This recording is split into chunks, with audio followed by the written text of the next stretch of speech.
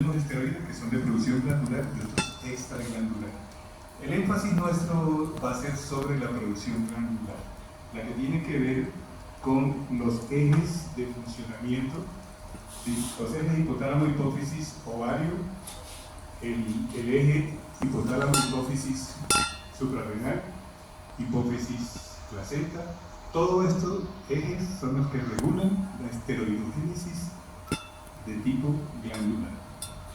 Como observan aquí ustedes en la lámina, la producción extraglandular que se produce en el sistema nervioso, sistema inmune.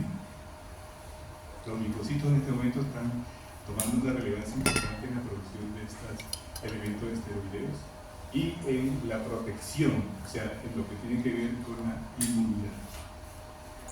Piel, tejido adiposo y en la mucosa gastrointestinal. Bueno, estos son los sitios extraglandulares y en donde hoy se empieza a estudiar de una forma pues mucho más profunda, y en algunos años estaremos seguramente hablando de algunas de esas especificaciones y qué ventajas y qué desventajas tienen para la parte clínica. Hoy nos vamos a referir más a esa esteroidogénesis de tipo glandular y específicamente para nosotros en la parte mujer, porque son esteroides sexuales femeninos, en el ovario y placenta. ¿No? Bien, entonces la esteroidogénesis, que empieza con el colesterol 27 carbonos, se convierte en hormonas esteroideas. Ya lo habíamos visto en la lámina anterior.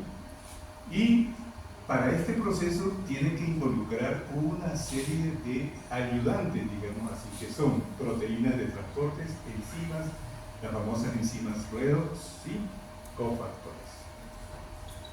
Nosotros no vamos a ir tanto para la parte redox, a estas cosas, nos vamos a centrar más en la parte enzimática, por eso está aquí en rojo. Las enzimas esteroidogénicas más importantes son las de este grupo citocromo 450 o el grupo que se llama también hidroxiesteroide deshidrogenasas. Y tienen unas localizaciones muy importantes que tienen que ver con la cascada de formación de la esteroidogénesis. Hay unos que pueden ser de tipo 1 que están en la mitocondria, estas enzimas esteroidogénesis, y las de tipo 2 que están en el retículo endoplasmático. Entonces ya empezamos a ver que la cascada de esteroidogénesis que vamos a revisar tiene unos sitios donde se dan ciertas caracterizaciones en su producción, ¿no? Entonces, graben esto que está en azul: siempre se reduce en la esteroidogénesis el número de carbonos, nunca se aumenta, ¿no? Siempre se reduce. Bien. Y hablábamos que todo este proceso de esteroidogénesis necesita proteínas reguladoras, ¿sí? Aquí están expuestas las 4 que se conocen en su orden de importancia, en orden inverso. Está primero la proteína transportadora de esteroles, polipéptido activador de esteroidogénesis o SAP, receptor de benzodiazepina, ustedes lo conocen más, PBL, y el más estudiado y el aceptado para todo este tipo de transferencias. Pues aquí ya empieza el primer concepto. Para producirse la esteroidogénesis hay que movilizar el colesterol, ¿sí? Que es el principio básico donde penden todas estas esteroides. Y esa proteína reguladora la vamos a conocer como STAR, ¿sí? En español estrella. Ustedes a veces en búsqueda de datos pueden buscarlo como STAR. El STAR y el ARN inducen la esteroidogénesis aguda en respuesta siempre de un AMP cíclico. Este concepto de AMP cíclico, activador de un sistema de anilciclasa, ustedes lo conocen ya muy bien a nivel de la pared celular, ¿no? Sí. Siempre la esteroidogénesis gonadal y suprarrenal requiere de la proteína STAR. ¿Quién falta ahí? ¿Quién falta ahí? De las que producen la parte glandular, la placenta. ¿Sí? Entonces, la proteína STAR importantísima en la movilización a nivel de gónadas y suprarrenal. Van a ver que en la placenta no es tan importante. No es importante. Bueno, habíamos hablado también de que en todo este proceso se necesitan estas enzimas del tipo P450. Acuérdense que todas estas hacen parte del sistema citocromo y se llaman así porque tienen una caracterización importante cuando se pasan por cuando se le hacen las pruebas de absorbancia, ¿no? Entonces quedan en el renglón 450. Miren, 1, 2, 3, 4, 5.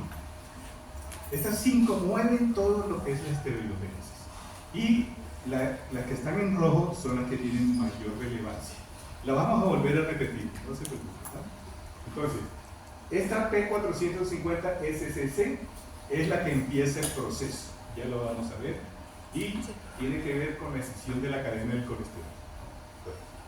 Aparece la 450C11, que tiene una acción de hidroxilasa, lo mismo la 450C17, y en último, la más importante es la P450 aroma. ¿Qué es aroma? Aromatización. El paso de andrógenos a estrógenos. Entonces, ya vayan poniendo aquí en su chip, que si se acuerdan de cómo están divididos los diferentes estrógenos, empezamos con colesterol, después viene la progesterona, después vienen los andrógenos y por último los estrógenos, ¿sí? O sea que para llegar a estrógenos hay que pasar por toda esa serie de descensos y de escisiones y de hidroxilaciones, etcétera, etcétera. Entonces, listo. Punto, quiero que tengan en cuenta la gran importancia de las enzimas P450, que también se llaman CIP o CIP, ¿no? También las conocemos. Bien. Entonces, la esteroidogénesis necesita varias reacciones, porque acuérdense que ¿qué es lo que hay que hacer? ¿Quitar qué? Carbonos. Hay que quitar carbonos. Entonces, en todo ese proceso se necesitan elementos que hagan, como la desmonasa, escisión de la cadena lateral, quiten cadenas largas, ¿sí? Otro, que hagan que los grupos hidroxilos, ¿sí?, cambien. Adición de grupos OH, o sea, adición de grupos de hidroxilo, creación de enlaces dobles, ¿sí? Y por último, adición de hidrógenos para hacer moléculas saturadas. Son 5 componentes básicos. Tranquilos, esto se los menciono, pero no es motivo para las evaluaciones. Este no es el centro de yo les voy diciendo cuáles son los centros que quiero que ustedes recarguen. Lo que quiero es que tengan en cuenta que se necesita mucha ayuda para hacer la esteroidogénesis, ¿no? A través de la enzima P450 y por todo este sistema que vamos a verlo ahorita después. Se ve bonito, no vayan a copiar, ¿no? Se ve bonito. Y este es el proceso. Miren cómo es el proceso desde el colesterol. ¿Cuántos carbonos tiene? 27, ¿no? Ay, perdón. Bueno, colesterol. Pasa por ahorita vamos a ver cómo la desmonasa le quita esa cadena grande que tiene aquí del grupo metílico y lo convierte en pregnenolona, ¿sí? Pregnenolona ya no tiene 27 carbonos, tiene 21. Y este es el verdadero eje, ¿sí? Aunque yo les dije al principio que todo salía del colesterol, todo de matar. El grupo que realmente reparte hacia la producción esteroidea en suprarrenal, en placenta, en ovarios, es la pregnenolona por sus 2 vías que vamos a ver cómo se realiza. Entonces, y todo esto para llegar al C18, que es la línea de estrógeno. Enzimas, ya las conocemos, las del P450. Bueno, entonces empezamos con colesterol, C27. ¿De dónde se obtiene el colesterol? Todo el mundo le tiene miedo al colesterol, ¿no? Ustedes van a la clínica y dicen, y mira lo bonito que es el colesterol, ¿para qué sirve? ¿Y el colesterol dónde se encuentra? En las membranas celulares, hace parte importante. Y aquí, el colesterol para el proceso de la producción de los esteroides sexuales se obtiene de la sangre y algunos tejidos, o sea, tiene que coger LDL de la sangre o la produce en su sitio de origen, ¿no? Entonces, tiene que tener o una producción endocrina o la obtiene de la sangre. La placenta no tiene la capacidad de producir colesterol. ¿Sí? ¿Se van bien? La mayoría de las glándulas que producen las hormonas tiroideas son capaces de producir su colesterol de nuevo, ¿sí? En cambio la placenta no. ¿Qué quiere decir eso? Que tiene que importarla toda, ¿no? La ruta de la seda o la ruta del tronco. Listo. Importante, el colesterol es altamente regulada, ¿sí? Y se localiza en las membranas. Y de ahí un mecanismo de transporte activo de vesículas y proteínas entre estas membranas. O sea que el colesterol se vuelve un elemento importante en toda esta función. Y aquí tenemos cómo obtenemos el colesterol, ¿sí?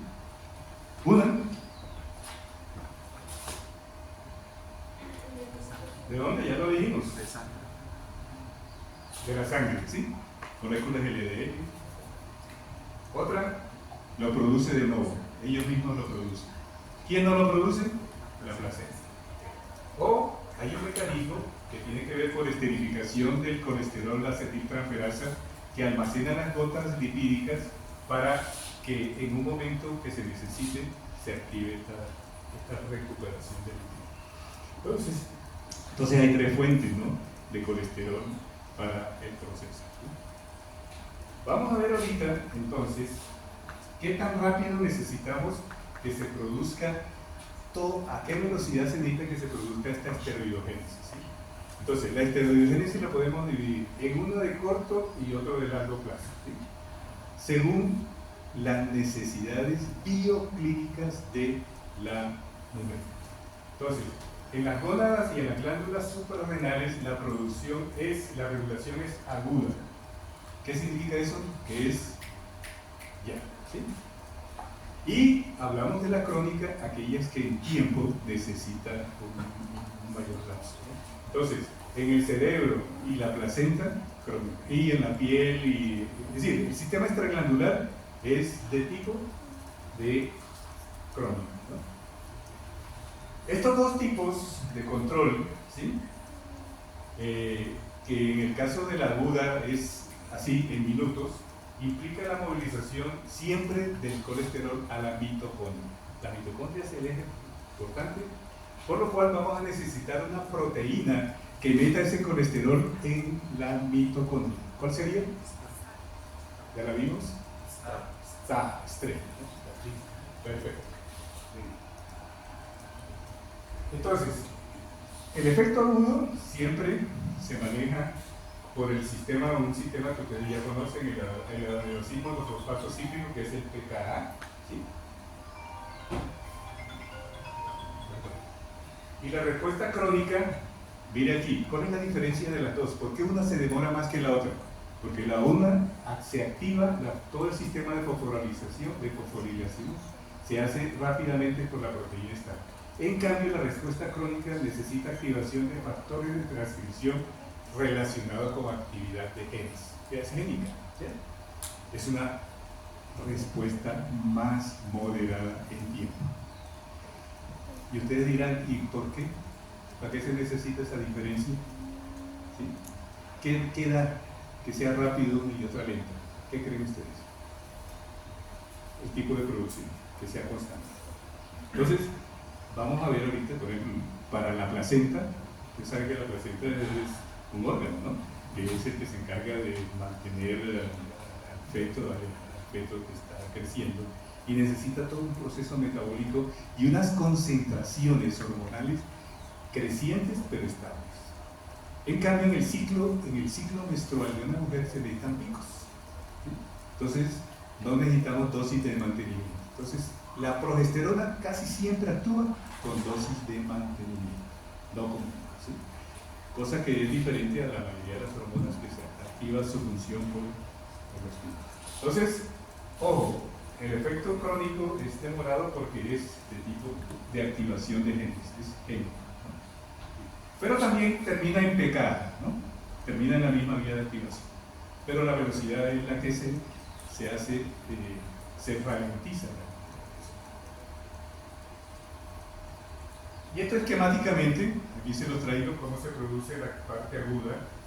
Miren que los estímulos que vienen, ¿qué es FSH? Hormona folículo estimulante. ¿Cómo? Hormona folículo La folícula estimulante y la luteinizante, que son hormonas que vienen de ¿dónde? De la hipófisis, son las que van a estimular a nivel celular todo este proceso, toda esta cascada. Pero ellos no pueden entrar porque son unas moléculas de gran tamaño. Y este es un proceso que se repite en muchos fenómenos de transcripción. Entonces siempre el mensaje lo deja en la puerta de la casa, ¿sí? Entonces las hormonas tróficas trabajan ahí, en la hormona de la casa, y alguien tiene que llevar el mensaje adentro. ¿Quiénes son los que lo llevan? Todo este sistema de la AMPC, que es el adenosín monofosfato cíclico, y un tetrámero importante que nosotros tenemos, que es el pKa, ¿sí? Todo este sistema que se activa a raíz del estímulo trófico que se hace a nivel de la membrana, termina activando el sistema STAR, que está ahí abajo, el de la estrella, y pasar aquí a la mitocondria, que está a la derecha, para incorporar aquí al colesterol. Bien. Entonces unos lo hacen rápido y otros lo hacen más lento. ¿Por qué? Porque además de esa vía de señalización de la que acabamos de ver de la MPC, también que es la principal, la PKA y la MPC es la vía principal, pero hay otras que están aquí señaladas, estas 4 que están aquí. Les señalo PKC y MAPK, o sea, las activadoras por mitógeno y el sistema de calmodulina. Puede que el sistema de calmodulina tiene mucho que ver con la parte del calcio, ¿no? Y aparte los iones de calcio y los metabolitos del ácido araquidónico. O sea que hay una serie de elementos que están estimulando todo este proceso, ¿sí? Pero este proceso de estimulación es menos potente que el que está arriba, que es el PKA-AMPC, ¿sí? Que es el que se activa durante la fase, durante el estímulo agudo, ¿sí? Bien, entonces ¿cómo se ve esto? ¿Cómo se ve esto en la respuesta crónica? O sea, más que crónica debería ser respuesta lenta, ¿no? El nombre, pero se ha acuñado el nombre crónico. Se activa aquí, lo mismo por la FSH-LH, se activa la cascada de la PKC, aquí el de tipo de la activación por nitrógeno, se activa la regulación de los factores de transcripción y van ¿a dónde? A la mitocondria, ¿sí? Entonces, este proceso es mucho más demorado en tiempo, pero es constante. Bueno, bien, con estas bases vamos, ¿cómo se produce la esteroidogénesis? La esteroidogénesis va a estar centrada más en la parte de la ovárica, porque estamos hablando de la mujer. Entonces, repetimos otra vez, ¿de dónde proviene el origen C27? Colesterol, ¿sí? Colesterol tiene 27 carbonos. ¿Y qué se necesita? Quitarle esta. En el carbono 20, ustedes ven que hay un radical extenso, ¿no? ¿Sí? Ese radical es el primero que desaparece, ¿no? Y ustedes lo ven que desaparece y es cambiado por un grupo que...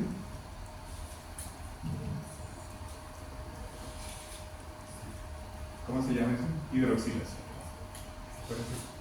Entonces, este colesterol pasa de C27 a C21 y se llama pregnenolona. Y de aquí sí empieza ya la división de los diferentes esteroides. En realidad, pues el colesterol es el origen básico de todo, pero aquí en la pregnenolona es donde se hace la bifurcación de los esteroides según los receptores y según la glándula. Va a haber una línea que va a ir hasta a los mineralos, glucocorticoides, los andrógenos, en el caso del testículo, o a la progesterona o al estrógeno en el caso de los ovarios. Entonces, el primer paso es colesterol a pregnenolona. Apréndanse esto que les está aquí.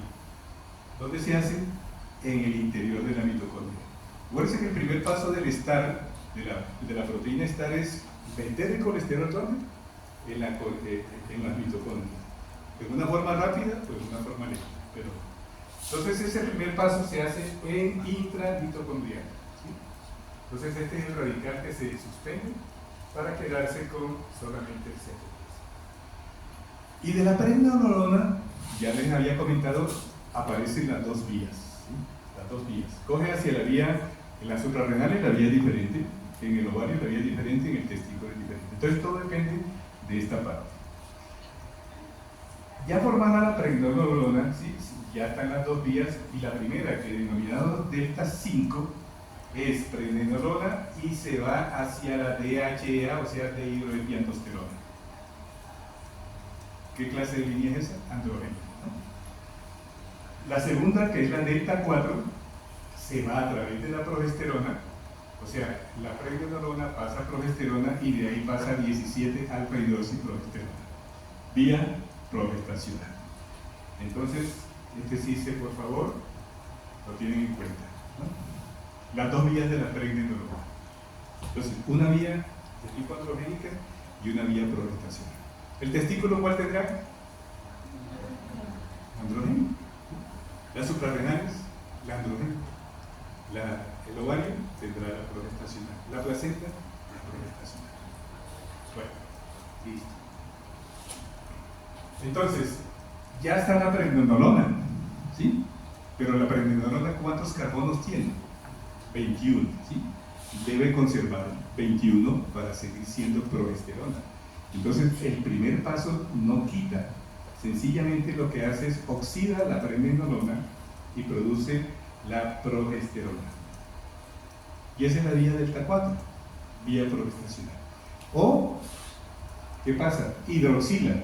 La pregnenolona se puede hidroxilar y dar a 17 hidroxipregnenolona, que es la vía delta 5 que da todos los andrógenos. Y la vía de tipo delta 4 es la que directamente produce la progesterona. Entonces ustedes le van a preguntar, ¿cómo se produce la progesterona? ¿De dónde proviene la progesterona? Que es la primera hormona femenina que estamos viendo. ¿De dónde proviene? De la pregnenolona. Por un proceso de oxidación. ¿Perfecto? Listo. Vía delta 4. Aquí está la hidroxilación. Va hacia, entonces esta vía termina en la dihidroepiandrosterona sulfato. Y aquí se produce la oxidación. ¿Listo? Y esto lo hace placenta y el cuerpo lúteo. Cuerpo lúteo, ¿saben qué es? El elemento funcional que queda después de la ovulación.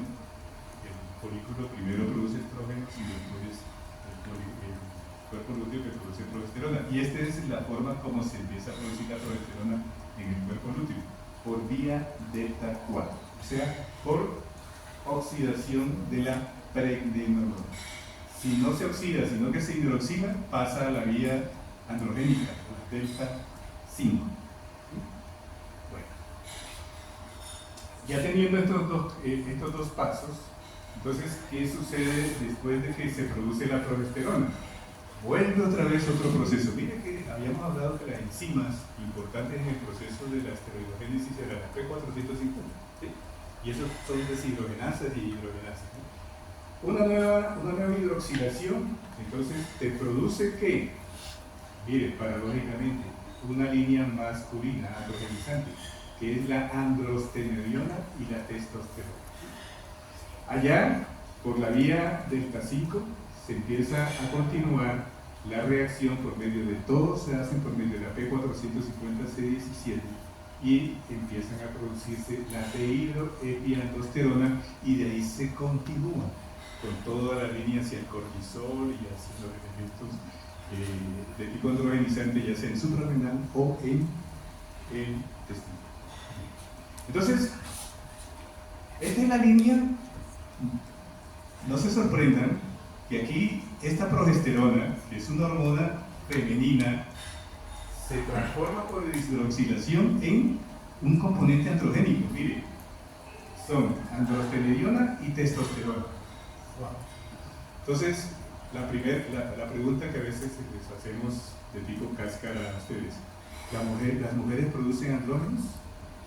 Claro, miren, aquí están. ¿Tiene que producir andrógenos? Sí. Si no produce andrógenos, no produce estrógenos. ¿Por qué? Porque ahora viene el resto de la cascada para que de los andrógenos se empiecen a producir los estrógenos. Entonces, este paso se realiza por hidroxilación de la progesterona y se produce la línea testosterona y la línea androstenediona. Ahorita que veamos ovario, vamos a ver que eso se hace dentro del ovario. Y cuando la mujer no cumple el ciclo menstrual normal, y este elemento y el proceso de esteroidogénesis se queda en este proceso, la mujer que tiene entonces no produce estrógenos y empieza a producir signos de androgenización por su propia alteración en la producción de tipo ovárico.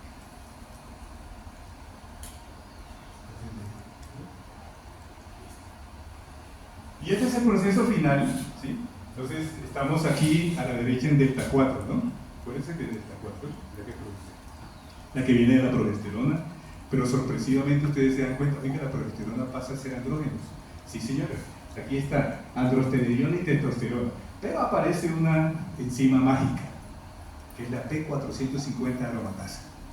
Esta es la que produce el cambio de andrógenos hacia estrógenos. Aromatización, por eso tiene ese nombre, aromatización. Y produce nuestros dos elementos finales en la cascada del esteroidogénesis, que es el estradiol y la estrona. Básicamente el estradiol, ¿no? Lo que pasa es que la estrona se hace también ya por una línea de reconvención, ¿sí? Entonces, la producción de estradiol, miren que aparece directamente, ¿de dónde? De la testosterona o de la progesterona, por una aromatización. Entonces ese proceso es básico en el ciclo menstrual de la mujer para que la mujer termine produciendo los estrógenos adecuados, ¿sí? Bien. ¿Sí? ¿Alguna pregunta ahí hasta ahora?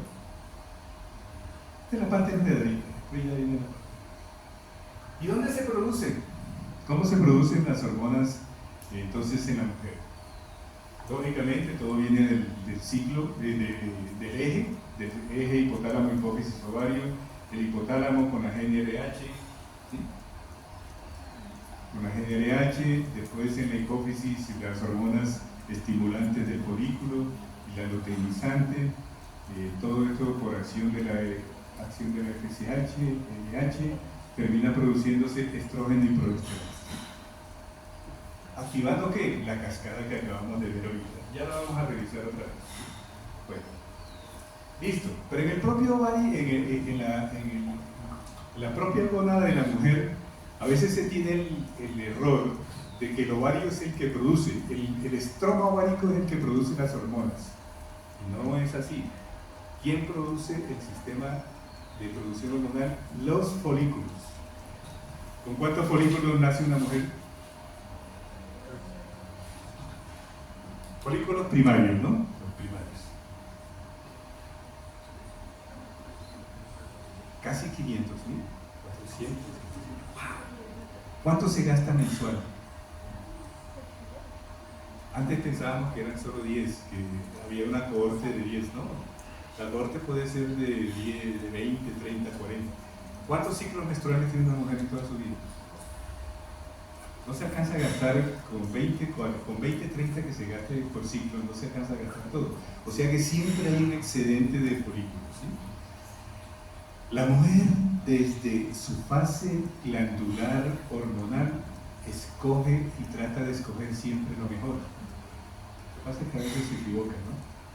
Escoge el compañero que no es y todo. Pero a nivel del folículo siempre trata de escoger el mejor. Por eso selecciona una cohorte. Vengan, expónganse ante mí. Y con los efectos de la FSH y LH por receptores, el folículo dominante, el que está más capacitado, es el que termina produciendo el óvulo. Acuérdense que nosotros somos somos mamíferos, pero estamos seleccionando casi siempre un óvulo por ciclo, a diferencia de otros animales que son capaces de producir 6, 7, hasta 10, 12, ¿no? Bueno, ¿en qué parte entonces del sistema ginecológico de la mujer se produce? En los folículos. Y eso que ustedes ven acá arriba es la forma como se va madurando el folículo. Folículo primario, ustedes lo ven arriba, como son de chiquiticos, se activa por la FSH, empiezan a crecer, se activan muchos. Ojo, cuando ustedes vayan a ver clínica, van a oír hablar de un síndrome de ovarios poliquísticos. Y normalmente el folículo, antes de seleccionarse, es el ovario es poliquístico, porque tiene que escoger de varios pequeños quistes, escoge el mejor a la mitad del ciclo.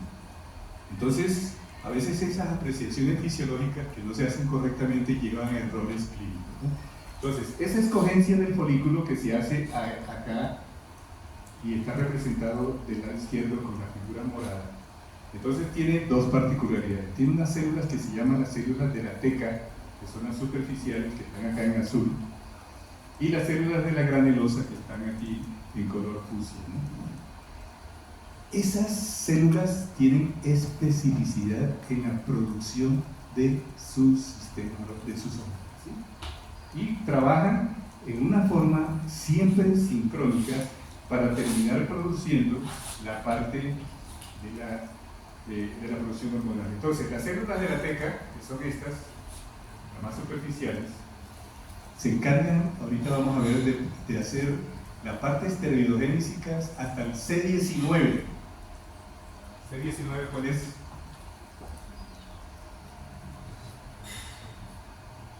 De aquí para allá, C19 ¿cuáles son? Vamos a verlo. Los andrógenos. Pues, allá mecanizando, ¿sí? Los estrógenos, ¿qué son? C18. ¿Sí? La progesterona, ¿qué es? C21. Colesterol, C20. Entonces, miren, estas células de la teca, van a ver ustedes que se especializa en la producción del sustrato que necesita el ovario para producir los estrógenos, que son ¿qué? Los andrógenos. Y las células de la granulosa se encargan de resolver el sustrato, coger el sustrato de los andrógenos y volverlos estrógenos. Y esa es la forma, aquí como está, esteroidogénesis ovario. Ustedes observan allá a la izquierda, ¿qué dice ahí? Células de la teca, ¿cierto? Y miren el proceso. Entra el estímulo, LH, coge la grasa, el LDL, hace el proceso de AMP cíclico, produce la pregnenolona, ¿sí? Produce la progesterona y hace el camino de andrógenos. Y ahí se queda. Pero ese sustrato de andrógenos que no es capaz de manejarlo, la que está aquí a la derecha, que es la célula de la granulosa, que nada más llega hasta progesterona porque no tiene el sistema la parte enzimática, necesita entonces que el andrógeno provenga de las células de la teca para producir ¿qué? Ahí dicen muy claro, aromatasa, la aromatización. Acuérdense quién hace la aromatización, la P450 aromatasa. ¿Listo? Todo esto es inducido por FSH y por LH, ¿no? Por las hormonas estimulantes a nivel celular. Entonces, esto es lo que se llama la teoría de las dos células. Esto está hace muchos años y desde el punto de vista académico es práctico para uno entenderlo. Entonces, que hay dos sistemas celulares en el ovario. Uno que produce el sustrato androgénico y el otro que la procesa, que son las células de la granulosa. ¿Sí? Les decía, si este proceso se daña aquí en la mitad, ¿qué pasa? El ambiente del ovario queda androgénico. Y si queda androgénico, la mujer empieza a tener todos los síntomas y todos los signos de androgenización, vello, hasta la virilización inclusive, ¿no? Bueno, ¿listo? Entonces esta fecha final que acaba de aparecer aquí de andrógenos, ¿sí? La provisión de andrógenos hacia el sistema de la granulosa para terminar el proceso hacia los estrógenos. ¿Y en la placenta cómo es la cosa? Dijimos que la placenta no es capaz de producir ¿qué? Colesterol de nuevo. Siempre tiene que importar, ¿no? Y además tiene otra situación. Entonces miren el centro, placenta. La placenta hace el mismo camino hasta la pregnenolona, ¿sí? Y llega hasta la progesterona. ¿Cuál es la mayor producción de progesterona de la mujer en el estado gestacional? ¿Sí? Y este es el objetivo de que esta producción sea constante. Un embarazo que tenga una producción progestacional ondulante y cíclica no protege el embarazo. ¿Sí? Porque una de las funciones de la progesterona es miren el nombre, progestacional, es proteger el embarazo desde el punto de vista metabólico y desde el punto de vista ¿qué otro? Inmunológico. Entonces miren que la placenta termina en progesterona. Como no tienen la P450-C17, no puede hacer la producción de la dehidroepiandrosterona que se necesita, que es la parte androgénica para producir estrógeno. La placenta que produce en grandes cantidades estrógeno, progesterona y estrógenos. Además produce elementos de tipo tiroideo o gluco, en fin. La placenta es una gran máquina de producción de tipo metabólico. Pero para nosotros en la parte hormonal, la producción es principalmente de tipo progestacional y estrógeno. Entonces, ¿qué pasa? Aquí se queda congelada la producción de la placenta porque no tiene la P450-C17. Entonces, ¿de dónde tienen que obtener los precursores ya fabricados para seguir la cadena de producción hasta las estronas, hasta el estriol? Miren que aquí aparece una hormona que es característica de la gestación, el estriol. Ustedes no van a ver el estriol en el ciclo normal de la mujer, es propio de esto. Se dice que es un estrógeno de baja potencia y que no tiene unos efectos significativos de función perfecta.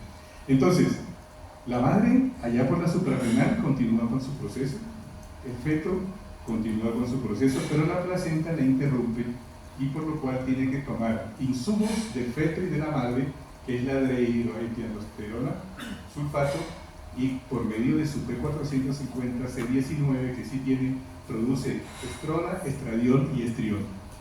Vamos a ver ahorita que la estrona, estradiol y estriol son los tres estrógenos naturales de la mujer. Profe, una pregunta, más o menos en qué semana del desarrollo sucede la maduración de esa vía a nivel del feto. Es decir, la provisión de la pregnenolona, ¿hablas tú? Sí, necesita que el feto tenga más o menos unas 16 semanas, algo así. Tengo entendido, no te estoy seguro, pero ya es después del primer trimestre. Pero la primera parte la tiene la madre. ¿Sí? Recuerda que la madre también colabora. Bien, gracias. Bueno, entonces, listo. La placenta entonces produce esteroidogénesis, pero de una forma especial. Entonces, la madre sigue con su delta 5, el proceso en la placenta es delta 4. Y esta parte, entonces habíamos dicho ya que la regulación de la producción de la esteroidogénesis en la placenta es de tipo crónica o lenta, ¿no? Como quieran ustedes dos. Y favorece el incremento de la progesterona en una forma lineal progresiva sin que se presenten variaciones sustanciales. Ya eso se lo había dicho. No queremos picos, sino producción permanente de protección, ¿no? Entonces, la placenta carece de algunas hidroxilasas y hidrocolasas que no pueden hacer entonces su propia producción de progesterona. Bien, rapidito aquí las células de Leydig, que también tienen esteroidogénesis en el varón, tienen entonces ¿qué delta? ¿Qué delta sería? Delta 5, ¿no? Tienen una línea que va hasta la frente, hasta la androstenina, ¿no? Delta 5. Bueno, ¿cómo se transportan los esteroides? No todos los esteroides se comportan igual. Aquí les tengo estradiol y testosterona se unen a las proteínas transportadoras de hormonas sexuales, o como también se le llama, globurinas fijadoras de hormonas sexuales que se producen en el hígado. Un porcentaje pequeño queda libre, un 1%. Ustedes se acuerdan que la actividad clínica de los andrógenos sobre todo tiene que ver con las fracciones libres, ¿no? ¿Sí? ¿Bueno? Entonces, aquí viene un hecho importante clínico. Cuando una mujer tiene problemas de transporte, pueden quedar fracciones libres más activas. ¿Qué pasa si en vez del 1% de andrógenos quedan 3%? Hay mayor actividad androgénica en la mujer. Entonces, una forma de androgenización en la mujer no es que se produzcan andrógenos excesivos, sino que a veces falle el sistema de transporte. Para que se les quede a ustedes, cuando se llena el Transmilenio, puede haber problemas, le toca caminar y se producen los fenómenos de androgenización. Entonces, vamos a ver ahorita que en los tratamientos que tenemos para androgenización tenemos que tener en cuenta las proteínas transportadoras. La progesterona se hace un camino diferente, va por transportina, albúmina y el resto es libre y no tiene ningún problema en libre, ¿no? Entonces, hay entidades clínicas que modifican estos transportes, ¿sí? Los famosos, entonces, la movilización de la Plaza Bolívar, etc. Entonces, hipertiroidismo, embarazo y estrógenos aumentan la concentración de las proteínas transportadoras. O sea que si una mujer tiene estrógenos, está produciendo un mejor transporte. ¿Cuáles son las mujeres que pierden la capacidad de producción estrogénica? Las señoras de edad. Entonces, por eso vamos a ver que las pacientes postmenopáusicas tienden a ser a veces el famoso bigotico y tal, signo de androgenización. ¿Por qué? Porque les empieza a fallar el transporte y empiezan a tener fracciones libres mayores. Entonces, al contrario, los andrógenos, los progestágenos, la hormona del crecimiento, la leucemina y la insulina disminuyen esta proteína transportadora. Entonces, son elementos que uno en el examen clínico y en la historia tienen que tener de importancia para saber si el fenómeno que está viendo es por exceso o por transporte, ¿no? O por receptores. Bien, otro mecanismo importante en la reducción de las concentraciones circulantes de la proteína transportadora es la resistencia a la insulina y la hiperinsulinemia.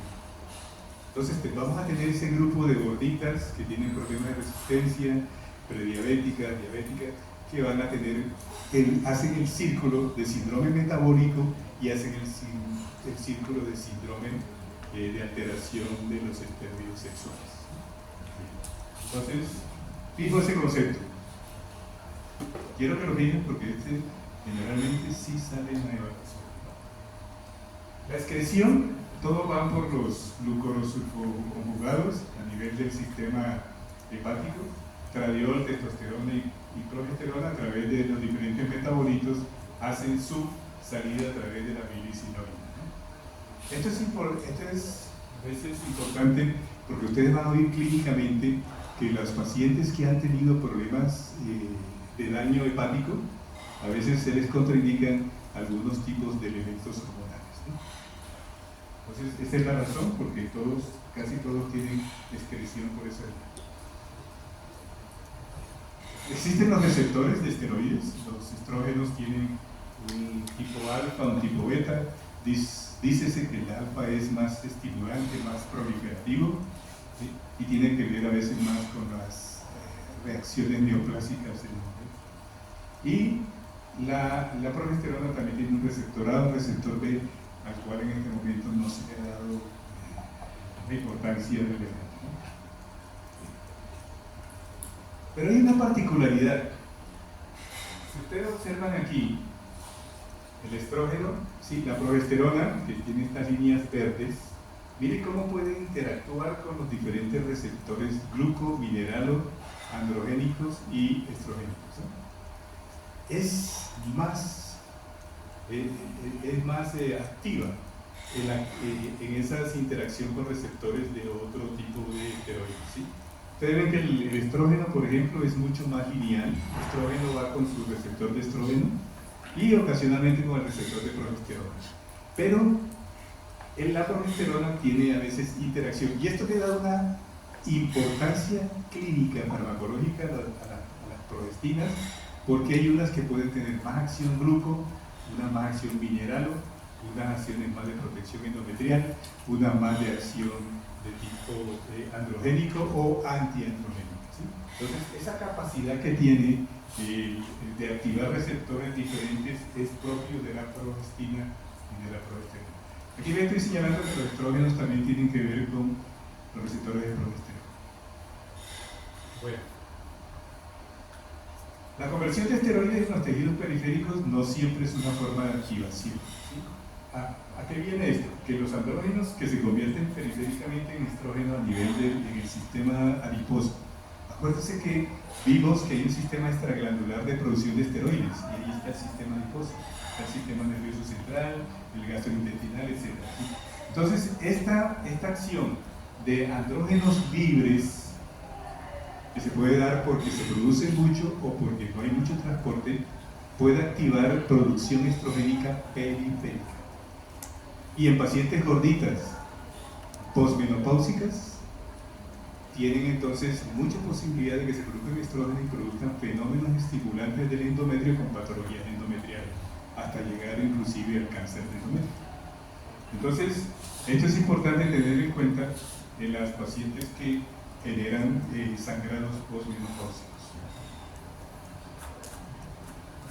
Y esto es un capítulo nuevo que está saliendo, que tiene que ver con el estado del arte en los esteroides sexuales y las enfermedades de tipo reumático, ¿sí? Y hasta ahora se están explorando esa capacidad que tienen estos esteroides. Acuérdense que los esteroides tipo corticoides tienen esa capacidad de ser antiinflamatorios. Parece que estas capacidades también las guardan los esteroides sexuales y son capaces de tener tanto acciones proinflamatorias como antiinflamatorias, activación de factores proinflamatorios y células T. ¿Qué quiere decir eso?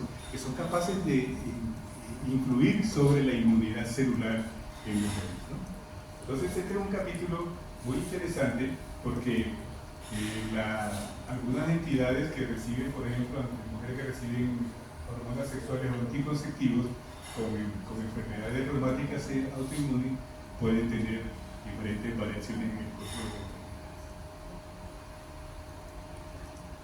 Y esto para que lo tengan en cuenta, nada más. Es decir, para que vean cómo la esteroidogénesis, que antes nada más se veía como la producción de hormonas esteroideas en el ovario, está llegando a entender cómo es capaz los esteroides sexuales, lo que está en rojo allá, en un aumento de la timopoiesis. Lógicamente, pues, esto el timo generalmente en el adulto mayor no está muy desarrollado, pero es capaz de activar este sistema, ¿no? Y es capaz de activar la angiogénesis endometrial, tanto los estradioles, ¿sí? y en el embarazo. ¿Para qué? ¿Por qué es importante la angiogénesis en la mujer embarazada? Para la recepción adecuada de la placenta. Esa interacción placenta con útero se necesita por un proceso de producción de nuevos vasos que se ve, al parecer, facilitado por todos estos esteroides sexuales. ¿Sí? Es comentario nada más, no hay pregunta de examen, tranquilo. Para que vean cómo hoy por hoy se está trabajando mucho más en los conceptos de estas hormonas sexuales. Bien, vamos a entrar un poquito a la fase clínica, a la preclínica. ¿Qué son los estrógenos? ¿Cómo y dónde se producen? ¿Para qué sirven? Amarillo, estradiol. ¿Qué es el estradiol? La principal estrógeno en edad reproductiva de la mujer. ¿Sí? La estrona, que está en el cuadro amarillo con rojo. La estrona, cuando desaparece el estradiol en la mujer posmenopáusica, ese espacio, porque los estrógenos en total es la sumatoria de estradiol y de estrona. Entonces, cuando desaparece el estradiol ya en la fase posmenopáusica de la mujer, ¿quién domina el ambiente? La estrona, ¿no? La estrona. Y el estriol, les comenté ahorita que predominaba ¿en qué momento? ¿Lo vimos? ¿Ah? En el embarazo. ¿Se acuerdan cuando vimos la cascada de la placenta? El estriol aparece en el embarazo.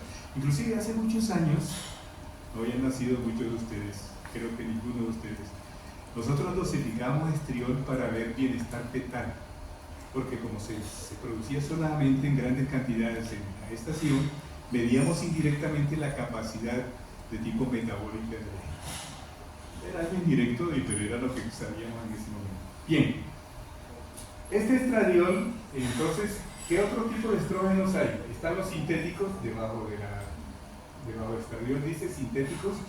¿Por qué lo tengo tapado ahí? Porque no se utilizan en este momento. Aquí está el famoso dietiletilvestrol, no sé si ustedes lo han oído nombrar, que tuvo mucho que ver con los cánceres de células claras de riñón en mujeres que accidentalmente tomaron esta medicación, porque hace muchos años se usaban drogas esteroideas para los síntomas de pérdida de embarazo. ¿Sí? Entonces, lógicamente todo eso está proscrito. ¿Sí? Otro grupo entonces de estrógenos son los que fabricamos, son los que se fabrican basado en las moléculas originales. Entonces, el etinilestradiol, valerato de estradiol, enantato de estradiol, succinato, benzoato. Esos los llamamos semisintéticos y proceden ¿de dónde? De una base que es el estradiol. Entonces, al estradiol se le agregan diferentes radicales y se modifican sus acciones para efectos de actividades clínicas. Y hay otros estrógenos que son de origen animal,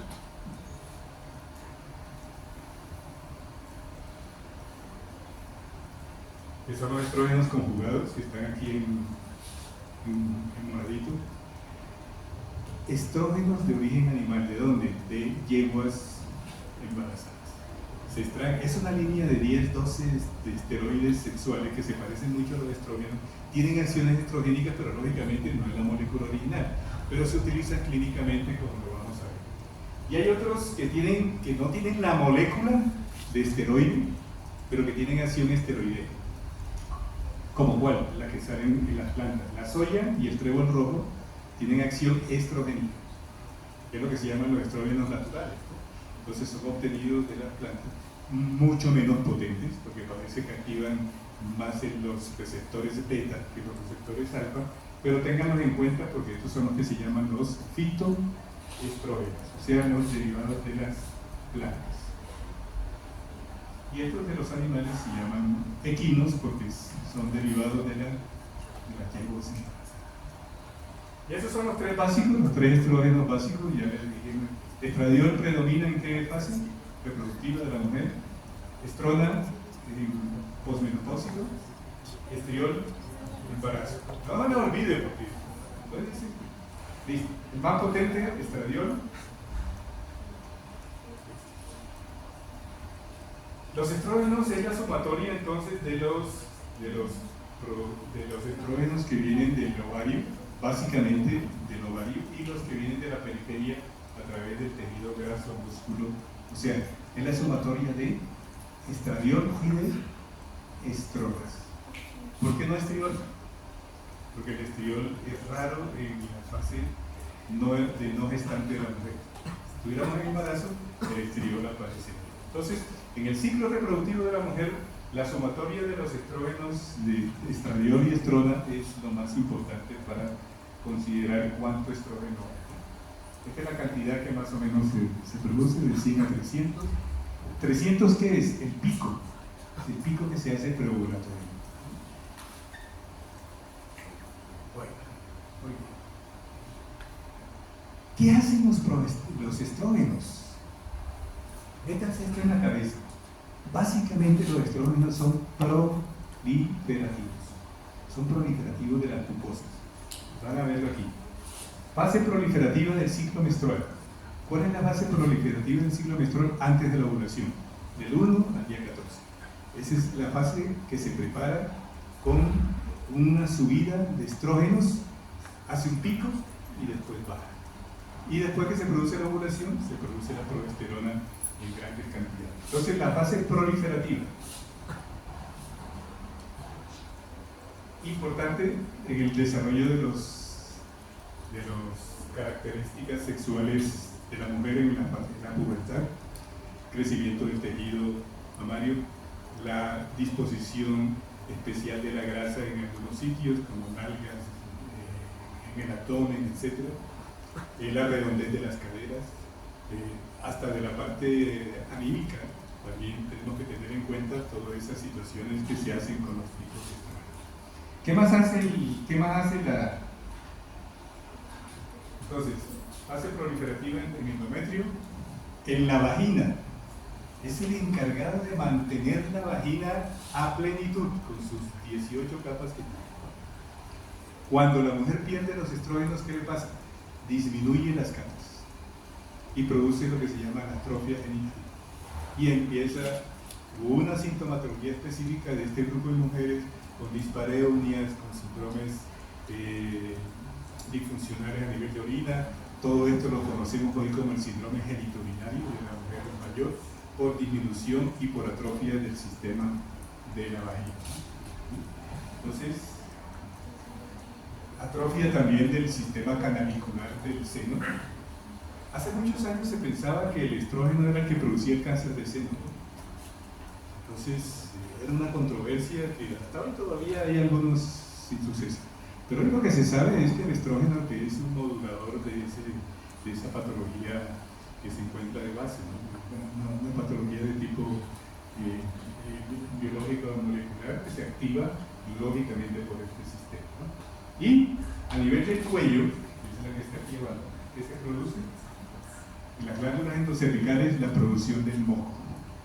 El moco cervical, que es pilante, cuando la mujer está produciendo estrógeno, es el que favorece que los espermatozoides vayan más rápido a buscar su sitio de trabajo, ¿no? Listo. Efecto proliferativo. Eso lo vemos también vamos a ver en otras partes, ¿no? En piel, en la piel general de la mujer, el fenómeno de arrugas de la mujer en la posmenopausia tiene que ver mucho con este fenómeno de pérdida estrogénica. Tanto que se puso de moda que hay muchas mujeres en muchas partes del mundo que utilizan estrógenos hasta edades altas y mantienen a riesgo de producir enfermedades proliferativas en el ciclo. Bien, este es un evento pues muy importante, ¿no? ¿Qué hace un hueso? Oiga, es un protector de hueso. ¿Por qué? Porque el fenómeno, aunque produce pequeños incrementos de formación ósea, no es lo más importante. Lo más importante en hueso, ¿cuál es? Que no se reabsorbe el hueso. Entonces la acción del estrógeno es de tipo antirresorptivo, ¿sí? Sumado a un fenómeno que tiene que ver con el reflejo que se produce cuando la mujer camina y corre, se llama ¿cómo? Los fenómenos piezoeléctricos son estimulantes ¿de qué? De la activación de osteoclastos y todo. Okay.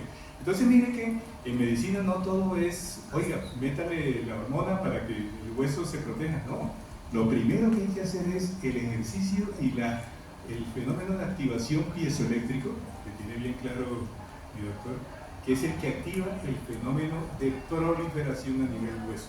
El estrógeno lo que hace es disminuir la reabsorción. Otro fenómeno importante tiene que ver con la vasodilatación, ¿sí? El estrógeno es vasodilatador por todo esto, acciones que hace a nivel del ácido nítrico, y tiene una gran ventaja con el colesterol total, que lo mantiene bajo, y el HDL que lo tiene siempre en función normal, ¿no? Entonces, la ventaja de tener los estrógenos que mantienen ecualizados el sistema de tipo lipídico más la vasodilatación, se dice entonces, ustedes van a oírlo con frecuencia, que los estrógenos son cardioprotectores, ¿sí? Protectores del sistema vascular de la mujer. Y efectivamente, la estadística nos dice que cuando la mujer entra en la menopausia, tiene su línea de complicaciones cardíacas tiende a equipararse con la del hombre, ¿sí? Y si la mujer fuma, definitivamente puede sobrepasar a las complicaciones cardiovasculares del varón, ¿sí? Entonces, importantes esos conceptos para que ustedes lo tengan claro. Entonces, esta línea es antirresorptiva. Indudablemente, pues la faceta emocional, por la parte hormonal, tiene mucha importancia, pero en muchos estudios lo que se ha visto es que muchas pacientes asocian el defecto hormonal con situaciones socioculturales y sociodemográficas, ¿no? Casi siempre cuando la mujer entra en la menopausia, pues a veces también tiene sumado el síndrome del nido vacío, abandono del compañero, problemas ya que se empiezan a sentir en el resto del cuerpo, empiezan a tener más factores de complicación a nivel de su sistema de la economía. Y el efecto antigonadotropo, que es el control de la FSH y LH, que nos lleva a hacer que los estrógenos sean un elemento importante en el uso de los anovulatorios orales. Ustedes lo conocen, se conocen más como anticonceptivos orales, pero en realidad un nombre bien específico de los anticonceptivos es, por su acción, son anovulatorios orales. Pero todo lo bonito tiene sus cosas a veces que hay que cuidar, ¿no? Entonces, siempre hay las preocupaciones, que si el uso del estrógeno tenía que ver con el cáncer. Ahorita vamos a ver la curva. Hace muchos años, las dosis de estrógeno que recibían nuestras abuelas y ustedes, bisabuelas, eran unas dosis el doble de lo que están recibiendo, por lo cual los signos de complicación eran mucho mayores. Entonces, hoy por hoy, esos riesgos se han minimizado porque hay nuevos progestágenos, nuevas medidas, nuevos controles de tipo metabólico que hacen que tengamos menos aprehensión hacia ese tema. Pero quedan otros, ¿no? ¿Qué pasa cuando hay situaciones como cáncer, enfermedad trombólica, enfermedades cardiovasculares, problemas de conciencia, las migrañas? Las migrañas son muy frecuentes, los problemas de migraña, y esas sí definitivamente se exacerban con el uso de los estrógenos semisintéticos, ¿sí? Muchas mujeres autónomamente lo hacen durante su ciclo, pero generalmente tienen más propensión a hacerlo con los estrógenos semisintéticos, que son ¿cuál? Etinilestradiol, valerato de estradiol, enantato de estradiol, etcétera, etcétera, ¿no? Los problemas, pues, que más cuidamos con los anticonceptivos y en general por los estrógenos que tienen, son los problemas de tipo de coagulación, ¿sí? Sabemos hoy que los factores 7 y 12 se pueden alterar con el uso de algunos y las dosis dependiente y elemento específico dependiente, ¿no? Más, ya les decía ahorita, las cefaleas, por eso las pacientes con migrañas tienen exacerbados sus problemas, a veces producen náuseas y vómito. ¿A quién se le parecen las náuseas y vómito? A las primeras fases del embarazo, ¿sí? Entonces, mujeres que tienen procesos nauseosos en la gestación y son acentuados, son casi que candidatas a reproducir esos síntomas cuando utilizan los anticonceptivos orales, ¿no? ¿Por qué? Porque es estrógeno dependiente. ¿Y qué pasa en los estrógenos en el embarazo? Acuérdense que el estrógeno sube y la progesterona también sube, ¿no? ¿Vale? Sin embargo,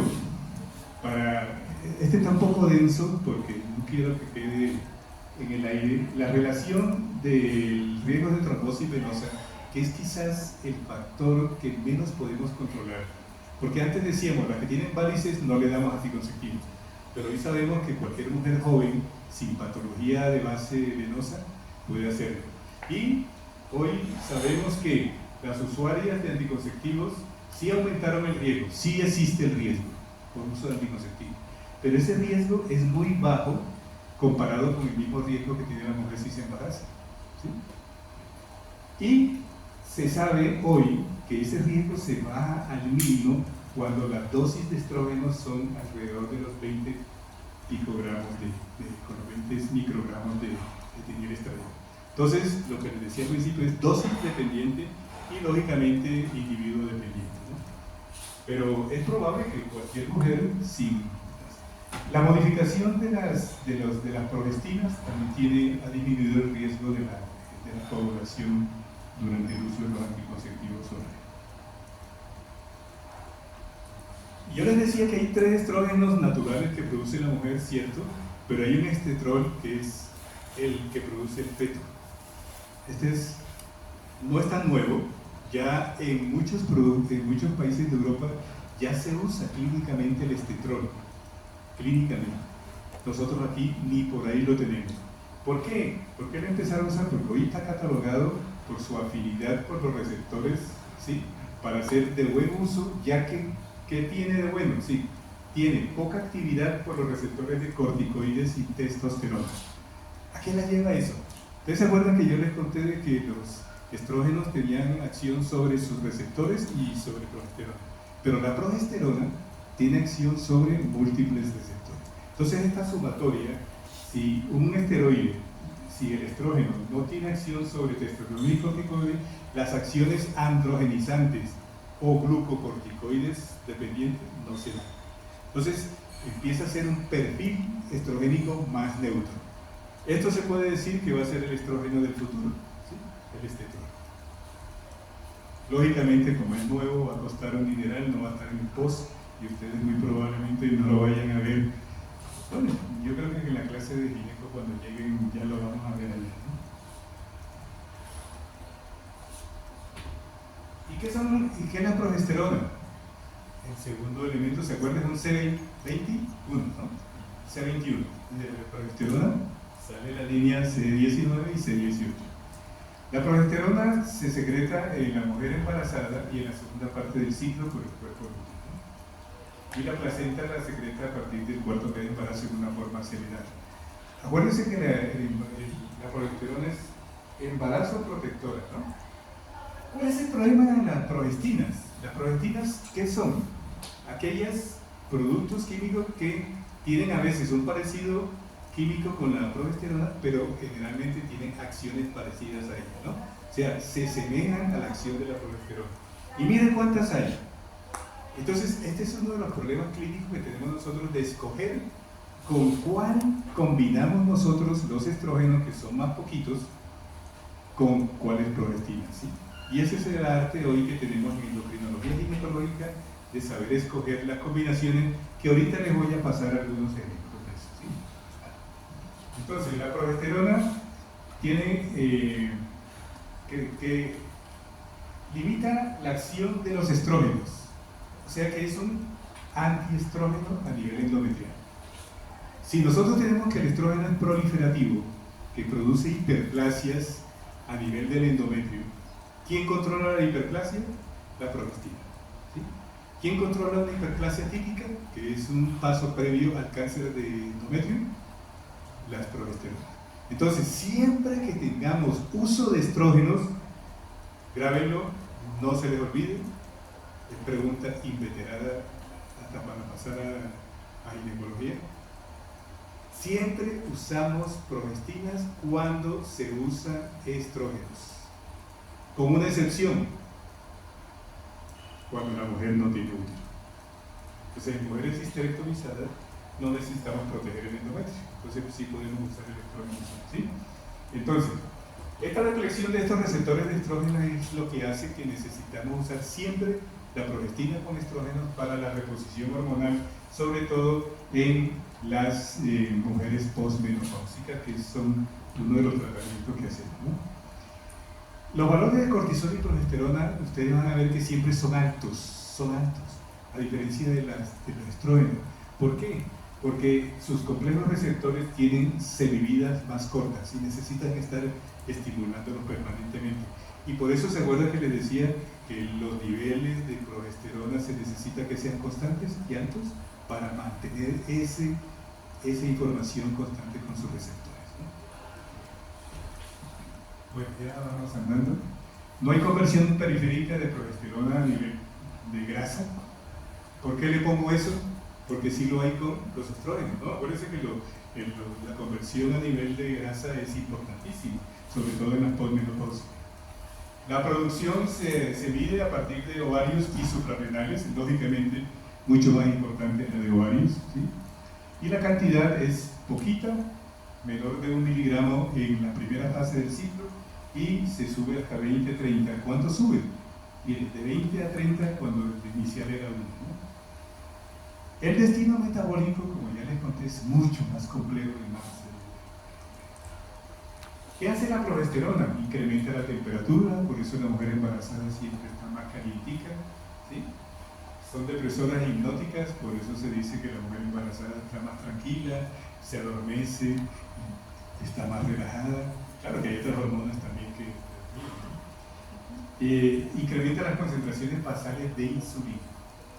Aunque no altera las pruebas de glucosa en una forma fehaciente, ¿sí? A largo plazo pueden producir tolerancia, reducir la tolerancia a la glucosa, ¿no? Entonces, con el uso crónico hay que tener mucho cuidado con la calidad de la progestina que utilizamos. Ya le dije, ya habíamos dicho que conserva por efecto inmunosupresor el embarazo, disminuye o atenúa las contracciones uterinas. Esto lógicamente es un uso obstétrico, ¿no?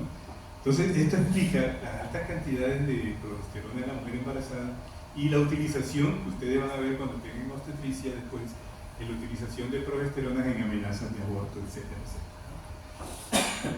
Pueden aumentar las concentraciones de LDL.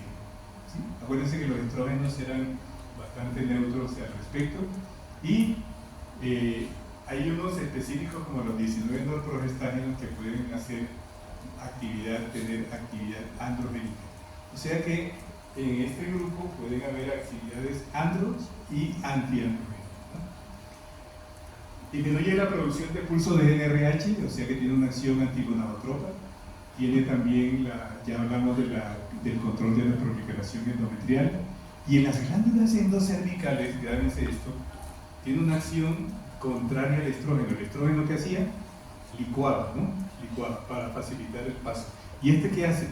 Vuelve espeso el moco y hace casi que un tamiz, ¿sí? No deja pasar los niños. Este es el fenómeno más importante para el uso de los anticonceptivos de predominio progestacional para anticoncepción. El moco cervical de tipo antiespermatozoide, digamos así, ¿no? Entonces, el engrosamiento del moco cervical. Mire cómo es diverso las acciones progestacionales, que este es un diagrama que se usa desde hace como 40 años. Lo traje para que lo miren nada más y vean cómo es la complejidad por sus acciones, porque hay unas progestinas que tienen efectos antiprogestágenos, otros estrogénicos, cada uno tiene un poquito de cada uno, ¿sí?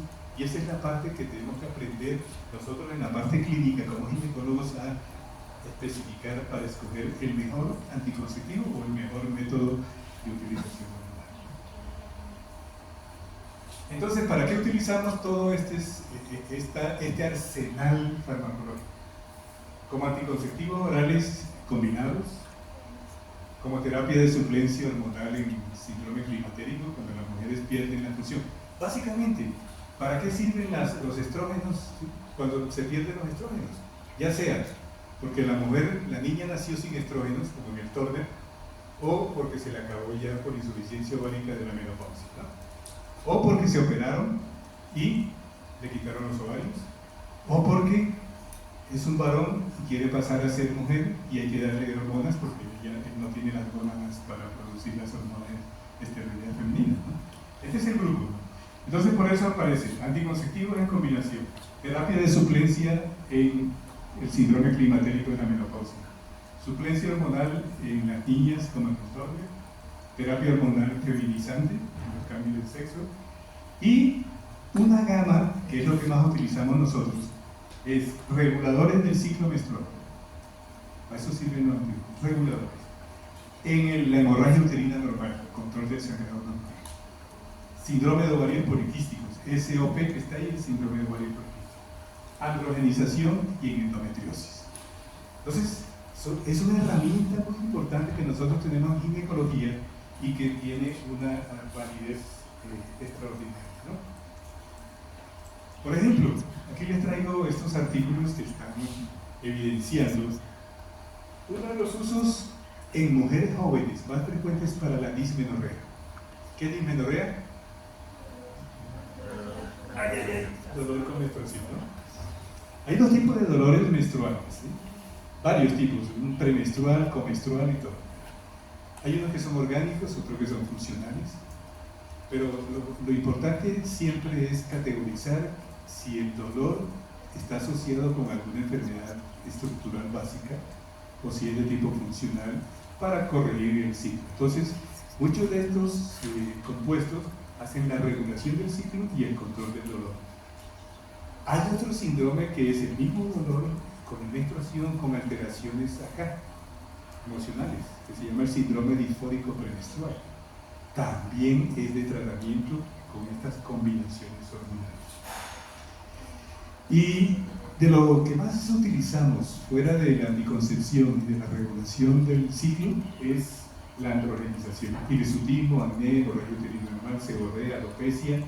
Todos estos tienen un capítulo importante en el uso de estos anticonceptivos orales o reguladores hormonales, como lo queramos llamar, porque los progestágenos con efecto antiandrogénico ya son específicos en nuestro comercio y son la acetato de cicloterona, el acetato de clormarinona, la nospiridona y el Yenpesa.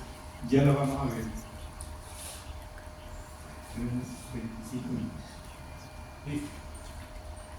Entonces, repitiendo, ¿cuándo usamos hormonas? Sobre todo estrógenos, cuando no hay, las niñas nacen sin producción, cuando salen con esas cintas 45 epicero, ¿sí? Entonces, insuficiencia, síndrome de Turner.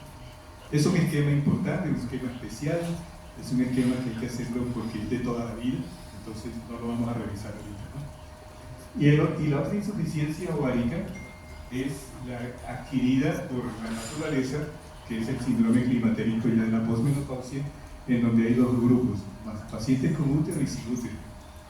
Ya les dije, pacientes con útero podemos usar solo estrógenos, pacientes con útero siempre hay que usar estrógenos y progestinas, siempre, ¿sí? Entonces la menopausia precoz o menopausia sintomática siempre están a la orden del día. ¿Con qué lo hacemos? ¿Con qué se hace la suplencia? Nuestro mercado está restringido a veces por importaciones, ya ustedes han visto el problema nuestro y los laboratorios son muy ávidos que si hay un producto que no tiene mucha salida no lo traen, ¿sí? Entonces nosotros tenemos a veces unas herramientas muy escasas o a veces tenemos que importar, pero con lo que tenemos podemos hacer una buena medicina. Suplencia hormonal. Vamos a hablar de la suplencia hormonal en mujeres de tipo que han adquirido su insuficiencia ovárica por la edad, o sea, insuficiencia. ¿Qué podemos usar? Estrógenos equinos conjugados, ¿sí? Este tiene al menos 10 estrógenos. No se usen anticonceptivos. Este producto, los estrógenos conjugados, no lo consiguen ¿por qué? Por su potencia y sus interacciones, no es el mejor producto que puede ir acompañado en la misma grajea, porque la mayoría de los anticonceptivos ustedes han visto que vienen en una sola capa, ¿no? Vienen combinados en una sola capa. Estos estrógenos son de origen natural, porque vienen de la especie animal, vienen de yeguas, ¿sí? Y se pueden usar por vía oral y vaginal. Les doy aquí un clip que es la dosis de 0,625 equivale a 1 miligramo de estradiol E2 y esta le llamamos dosis no proliferativa. ¿Qué significa eso? Que no hace que el endometrio prolifere. O sea que si se la damos a una señora que ya no tiene ciclo menstrual, ¿sí? Sus valores de estrógeno no le alcanza a producir menstruación. ¿Está bien? Nosotros no queremos que nuestras mujeres posmenopáusicas sangren, que menstruen, que sigan menstruando toda la vida, que mantengan los beneficios de los estrógenos, pero sin el perjuicio de estimulación endometrial excesiva. Por eso hablamos de unas dosis bajas que se llaman dosis no proliferativas. En los estrógenos conjugados es 0,625 y vamos a ver que en el estradiol es 1 miligramo, ¿no? Listo. Estrógenos conjugados. ¿Cómo vienen? Tabletas de 0,625, Estermax, es el nombre, yo les traje el nombre más común, Estermax. Vienen tabletas de 0,625, existieron, por eso está en amarillo, unas de 1,25, pero realmente como esto quedó ya en el sector posmenopáusico, retiraron las 1,25. Si queremos más dosis, le damos doble, ¿no? Entonces ya retiraron esto. Lo que más utilizamos de estos estrógenos conjugados es a nivel local. Crema vaginal. También la dosis viene 0,625 por gramo. Como es una dosis baja, no se debe absorber y no debe hacer efecto sistémico. ¿Para qué utilizamos estrógenos locales en una mujer? Para reepitelizar en la zona vaginal. Acuérdense que habíamos hablado que uno de los fenómenos que producían los estrógenos era la proliferación celular a nivel de vagina, endometrio, piel, etc. Entonces, esta recuperación del epitelio vaginal, sobre todo en mujeres que tienen dispareunia, síndrome genitourinario, es utilizado con estas cremas. Observan ustedes aquí, ven ahí un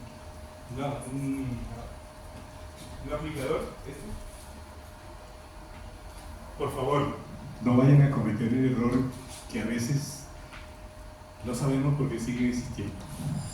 Nosotros estamos acostumbrados a utilizar, médicos generales, como ustedes lo saben, que las cremas que se utilizan antimicóticas o antibacterianas por vía vaginal es llenando el aplicador. Aplíquese, aplicador cada 2 días, etc. ¿Sí? Y se les olvida a nuestros médicos que esto viene dosificado por gramo. Cada gramo trae 0,625. Si usted le da 1, 2, 3, 4, 5, si usted le da el aplicador le da 5 gramos. 5 por 6 da casi 4 gramos le cuadruplica la dosis y puede estrogenizar a la paciente y puede darle fenómenos de complicación. Grábense, este se utiliza por gramo. ¿Sí? ¿Bien? Y vienen estos nombres, Peveni, Estermax, y es de uso bastante frecuente en la práctica. Esto, por si acaso están trabajando ustedes en un pueblo, todavía se consiguen estas inyecciones de reposición hormonal que no tienen progestágenos. Ojo, siempre les hablo que no, cuando no tienen progestágenos. Y se llama Menodil Betardo. Es una dosis baja de estrógeno, pero la dosis baja, si usted la utiliza inadecuadamente, esto es para uso mensual, si usted la utiliza cada 8 días, pues da una dosis baja, ¿no? Entonces, el Menodil Betardo estuvo hace muchos años de moda para la corrección del síndrome climatérico de la mujer. Hoy ya pues hay otros elementos nuevos, no se utiliza, pero por ahí de vez en cuando se consigue. Otra forma de dar estrógenos es con estradiol, ¿sí? Entonces aquí les traigo ejemplo de cómo podemos dar el estradiol en tabletas, ¿sí? Con 2 miligramos. Ustedes se acuerdan que yo hice una equivalencia de estradiol 1 miligramo con 0,625 de estrógenos conjugados. 2 miligramos es una dosis proliferativa. O sea que si usted le da 2 miligramos de estradiol a una paciente, la puede hacer sangrar. Si le da 1, regularmente no sangra, ¿no? Pero si acumula, también puede sangrar con el quinto. Le puede dar estradiol por parches, ¿sí? Y por estas tabletas que las consigue usted con nombres diferentes. Entonces, siempre que usen estradiol, lo mismo que cuando usen el estrógeno conjugado, miren la cantidad.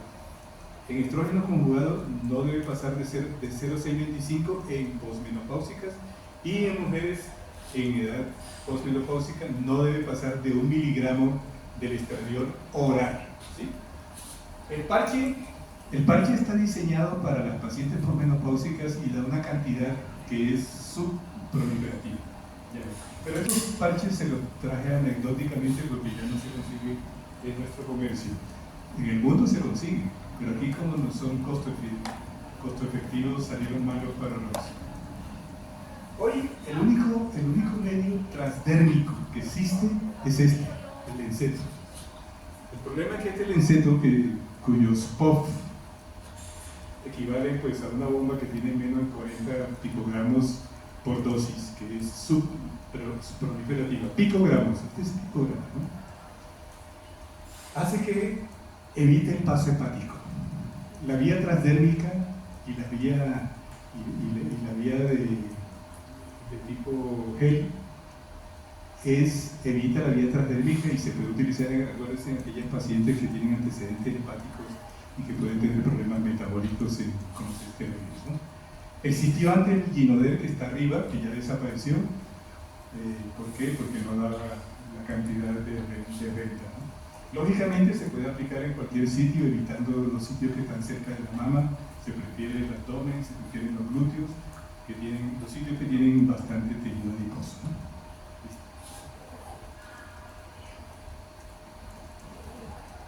El estriol.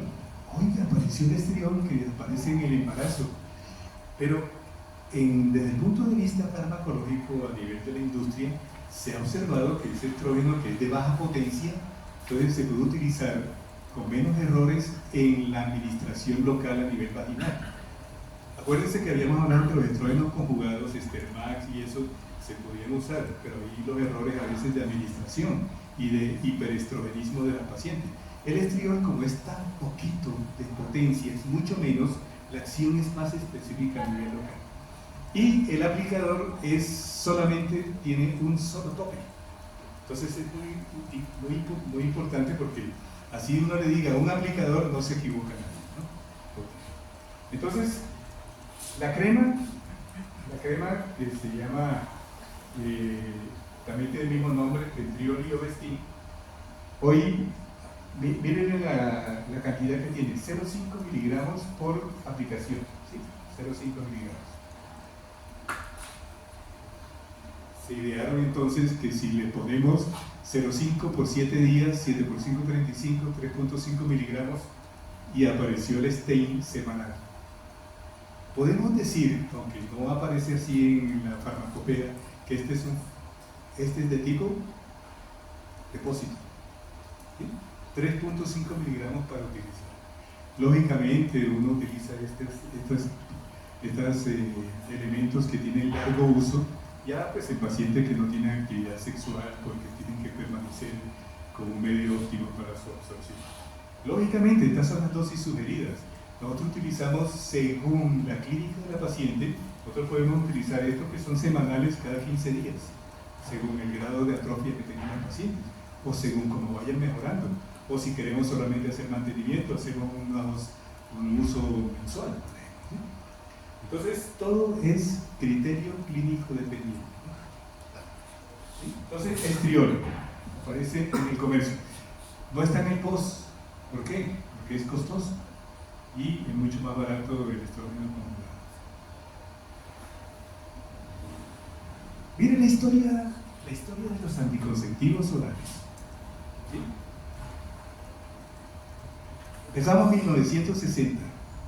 Dosis 150 microgramos. ¡Wow!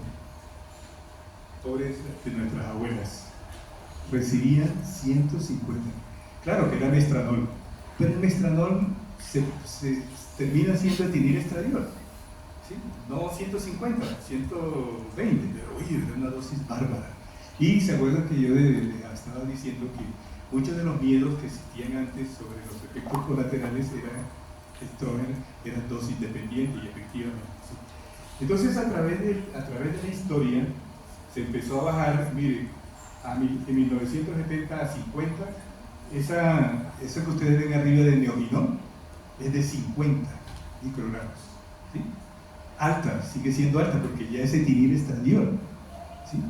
Y nuestras mujeres volaban, cefaleas, náuseas, pero muchas se la tenían que tomar porque era lo de moda. En 1960, 1970 la moda era la píldora, ¿sí? Con gusto también y todas estas cosas. Bueno, y en la medida en que se fue mejorando la técnica, en los 80 se llegó a los 30, en el 90 a los 20, en el año 2000 se intentó los 15 microgramos. Y ustedes ven esa ficha que regresa. Nosotros regresamos del año 2000, en donde empezaron a aparecer productos con 15, nuevamente se recogieron a 20. ¿Por qué? Porque empezaron a tener los fenómenos de sangrado internacional, el Sputnik. Entonces se recogieron las dosis bajas, muy bajas, que eran las de 15, y hoy se ha estandarizado prácticamente entre 30 y 20. ¿No? A su vez, las progestinas fueron cambiando de primera, de segunda y de tercera generación, mejorando el impacto glucocorticoideo y sobre la parte andrógena. ¿Sí? Entonces los perfiles de los anticonceptivos han venido mejorando. Y se acuerdan que les hablaba yo que eso ha impactado que las complicaciones de tipo de coagulación y hipercoagulabilidad han disminuido, porque muchos de los problemas de coagulación también tienen que ver con las progestinas de la primera generación, levonorgestrel, desogestrel, etc. Y aquí, para que no se les olvide, el término suave. Este término suave se acuñó, lo acuñó aquí pues Valle, con en estos años de los 80, cuando bajó la dosis de 30 a 20. Y el impacto de mercado que hizo fue: tenemos un anticonceptivo suave. Y le metió microbilón suave, y eso arrasó definitivamente y mejoró mucho la calidad de vida de las usuarias, ¿no? Entonces, cuando ustedes oigan 20 es suave en anticoncepción, en anticonceptivos, es que la dosis de estrógeno es la mínima. 20. Esta historia es bonita, ¿no? Y hace entender por qué muchas de las situaciones han ido cambiando con nuestras pacientes, ¿no? Y esto lleva a que los anticonceptivos tengan usos que son los monofásicos, que es el más utilizado del esquema monofásico. Todas las pastas traen lo mismo, ¿no? Traen estrógeno y progesterona. O sea que es pasar la mujer de un ciclo a una placa, a una producción hormonal, a una administración plana, la misma cantidad siempre, ¿no? Está el esquema bifásico, que es primero estrógenos y después progestinas. ¿Qué trata de hacer eso? Simular el ciclo menstrual de la mujer, ¿sí? Primero estrógeno y progestina. Pero, como se parece tanto el ciclo menstrual de la mujer, producía más embarazos. Entonces, la efectividad bajó. Entonces, prácticamente estos productos ya no existen. Y hoy se ha puesto de moda el trifásico, que ahorita se lo voy a mostrar. Es tratar de darle cantidades diferentes en el ciclo según la sintomatología de cada uno. Porque acuérdense que los sacos no solamente se utilizan para anticoncepción, sino también para regulación hormonal. Entonces, miren, las presentaciones, el clásico de 21 días, que está allá, ¿sí? 21 días venía. Señora, tómese antes empezaba en el 5.º día. Como eran dosis tan altas de 50 microgramos, eso era efectivo, ahorraba el eje. Entonces la mujer empezaba el 5 y se tomaba 21, ¿cuánto era? 26. Y le venían los 4 días, 30 días. ¿Sí? Y garantizado. Pero entonces vamos a vender mejor. Oigan, induzcamos a la mujer que no se les olvide las pastas, y se creó el 21 más 7. ¿Sí? El 21 más 7 es: empieza a tomarla y siga tomando, así no tenga nada la pepa. Eso no es, eso no es placebo, es pastas inactivas, ¿no? ¿Y para qué? Para que la mujer tuviera una frecuencia establecida, ¿sí? Más por hábito. No tiene ninguna ventaja sobre la parte hormonal, ¿sí? Y después se bajó, esto todo se hizo con la dosis de 30 microgramos de etinilestradiol, que ha sido el estrógeno más utilizado. Pero después llegaron los de 20, menos dosis. Cuando usted baja la dosis de estrógeno, pierde el freno antigonadotropo. Entonces debe empezar las pastas el primer día de la menstruación. Si usted no empieza el primer día, se gasta 21 días, le viene generalmente a qué día, al día 26, 27, se le acorta el ciclo, ¿no? Entonces, para evitar que se le acorte el ciclo a las que usan dosis bajas, ¿qué se hizo? Se subió el número de pastas activas a 24. Entonces ustedes van a encontrar que hay algunas anticonceptivas que traen 24 tabletas, generalmente son las que traen 20 microgramos de estrógeno. Eso garantiza el éxito de la anticoncepción y la regulación del ciclo, ¿sí? 20 más 4. Y este que está aquí, el último, ustedes ven que tiene 2 amarillas al inicio, ¿sí? Esas tienen unas dosis altas de estrógeno. Oigan, ¿por qué? Regularmente cuando la mujer está menstruando, ¿cómo están los estrógenos? Entonces, ¿para qué sirven estas? Cuando usted tiene pacientes que tienen HUA, sangrado menstrual abundante, entonces usted les aumenta el nivel de la hormona que corrige el ciclo, que es el estrógeno, se lo corrige los 2 primeros días. Entonces esta empieza primero y segundo día, las amarillas, dosis alta, y después la regular. Las rojas baja un poquito y después ya las amarillas las dejan en una meseta. Entonces, estas son estrategias que se utilizan para utilizar los productos estos que se llaman genéricamente anticonceptivos como reguladores del ciclo menstrual. De todas maneras, todos los anticonceptivos son reguladores, ¿no? Pero estos se parecerían más, frenarían más el ciclo desde el primer día de la menstruación. Entonces, si usted tiene una paciente que está sangrando mucho, oiga, vive en el primer día bastante, empieza con una dosis alta, le ayuda a frenar ese sangrado. Bien. Y además, pues están los cambios, que eso lleva a un régimen, entonces hay 21-7, 24-4, ya lo vimos, 24-2. Ahí se han hecho una serie de combinaciones, pero las básicas son las que acabamos de ver ahorita, ¿no?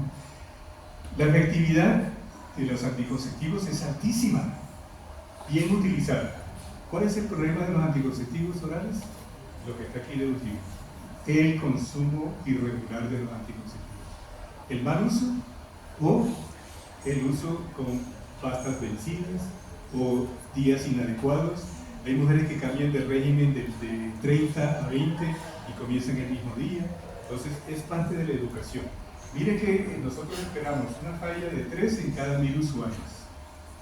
Es una dosis baja en pacientes que saben y que son enseñadas a tomar adecuadamente.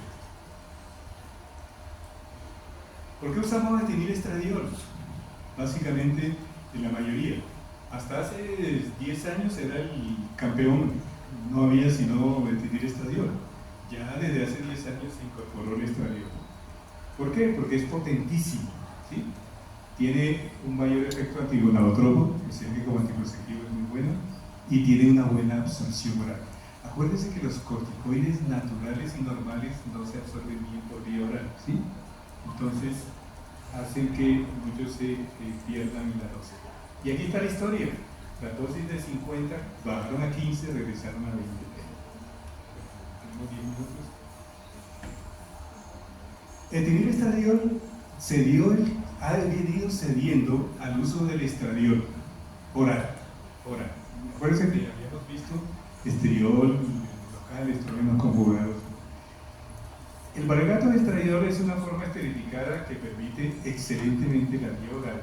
Se metaboliza a estradiol, o sea que termina siendo parecido a la molécula biológicamente que tiene la mujer, el beta-estradiol, ¿no? Por lo cual los síntomas son menores. Cuando nosotros tenemos dolor de cabeza, cefalea, migraña, dolor en las piernas y todo, el paciente que está tomando etinilestradiol, las cambiamos a estradiol. ¿Sí? Este es un ejemplo. Técnicas, depende, las sumamos con una buena cantidad de estrógeno, como el Belaniu, 1.5 miligramos de estradiol con 2 de dienogés, y sirve para control del ciclo.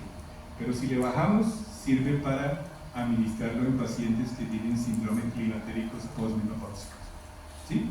Entonces, el uso en fase activa, reproductiva y en posmenopausia depende ¿qué? De la dosis que tenemos inyectables, grábense esto: los de 10 miligramos, pernoctal y sinovular, son reguladores de ciclo, se toman el 7º o 8º día, porque existen otros inyectables que son, mire que tienen menos estradiol, 5 miligramos, que se usan siempre el mismo día del ciclo. Cuando usted le pregunta a una mujer qué está usando, un inyectable mensual, ¿cuál? Hay dos posibilidades: que sea el regulador que se inicia el 7º o 8º día, o el que siempre se hace el primer día del ciclo, o el mismo día que se puso la primera. ¿Por qué? ¿Por qué la diferencia? Porque estos que tienen menos dosis de estradiol hacen su efecto anticonceptivo por la progestina. Y acuérdense que la progestina hace el efecto anticonceptivo ¿dónde? En el cuello, en el moco cervical y en la modificación del endometrio por la acción progestacional. En últimas, casi todos los anticonceptivos son de predominio progestacional. ¿Y qué más se utiliza? Progesterona. La progesterona, si usted la da natural, se pierde por la boca, por lo cual hay que micronizarla. Ustedes van a ver en obstetricia, que se utiliza para amenazas de aborto, para parto pretérmino, ¿sí? La modificación, micronización. Estas son las dos presentaciones, 200, 400. Sigue siendo mala la absorción por vía oral.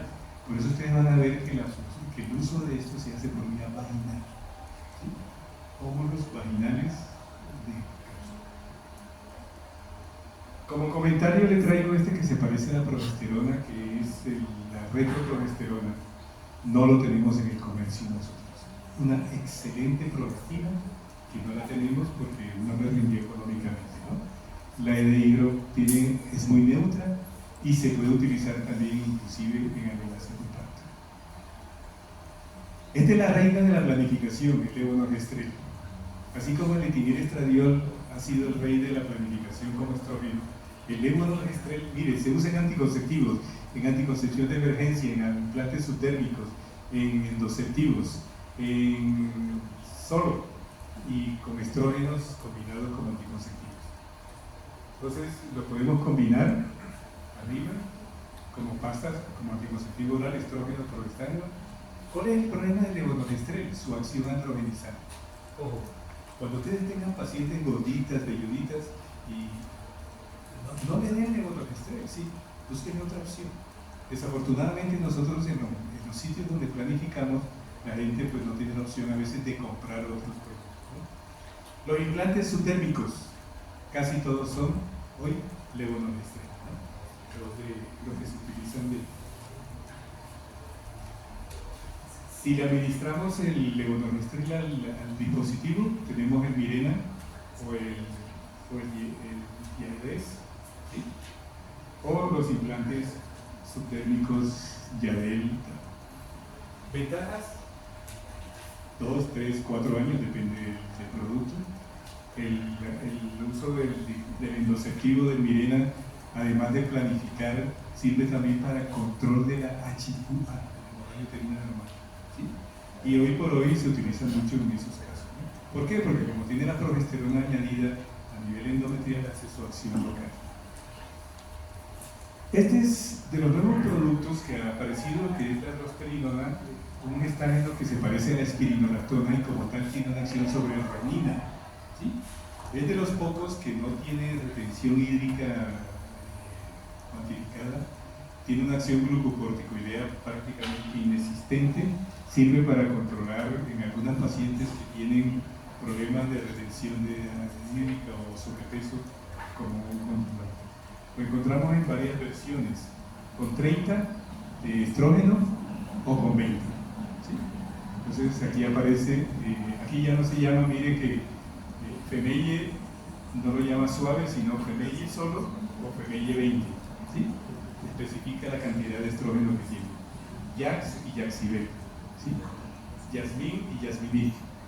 Entonces ya estas casas comerciales no utilizan el término suave para tipificar que bajaron los estrógenos. Drosperinona, muy bueno su uso en otros problemas como la dismenorrea y el síndrome disfórico premenstrual, ¿sí? Son las herramientas que utilizamos. Atracción, la anticoncepción postcoital o de emergencia. Pilas con esto, ¿no? Se nos está volviendo un problema social, porque antes se utilizaba el preservativo en los bolsos o en las carteritas de los jóvenes como método de emergencia. Hoy ya utilizan el post-day como planificación de emergencia. Realmente se han dado reportes de complicaciones con el uso crónico de estos productos porque altera completamente el eje. La acción, ya sea del levonorgestrel o del ulipristal, preferimos el levonorgestrel. Siempre prefieran levonorgestrel. Ulipristal tiene más complicaciones de tipo de dolor de cabeza, náusea, vómito, fatiga, dolor abdominal, mareo, y es más costosa, ¿sí? Pero son las dos opciones que hay en conocer, ¿no? El levonorgestrel tiene una reacción adversa más leve, pero debe utilizar 1.5 miligramos y ojalá antes del tercer día después de la operación. El más conocido es el Post-Day, ¿sí? Ojalá utilicen el de una pasta que viene de 1.5 o utilizan las dos del 0, las que vienen con ceros con 750 microgramos, ¿no? Entonces, el olipristal casi no se consigue en nuestro medio, ¿no? Pero es una opción para tener en cuenta. Miren, cuando no existía la anticoncepción de emergencia, ¿qué hacíamos? Entonces yo les pongo el ejemplo. Si usted se encuentra en un pueblo, ¿sí?, y tiene una emergencia, le llega una chica y le dice, oye, hace 2 días tuve relación, ¿qué hago?